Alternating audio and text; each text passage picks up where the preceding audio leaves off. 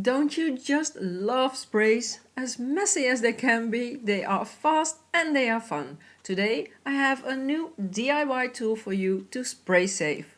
You may remember this box that I use when working with sprays.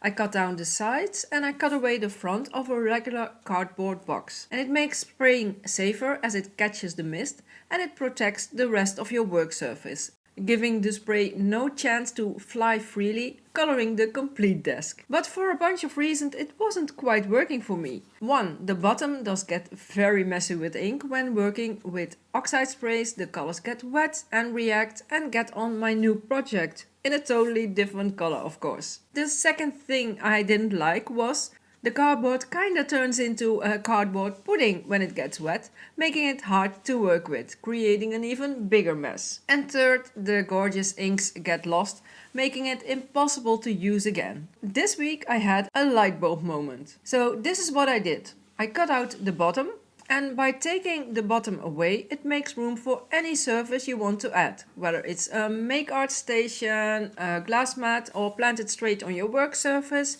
You take your pick. And you can even put back the cardboard bottom if you prefer.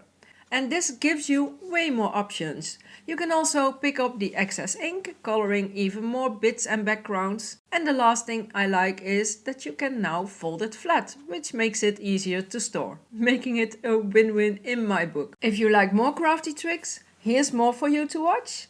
Have a wonderful New Year's Eve, wishing you all the best for the next year, and remember to spray and stay safe, and we'll meet again in 2021.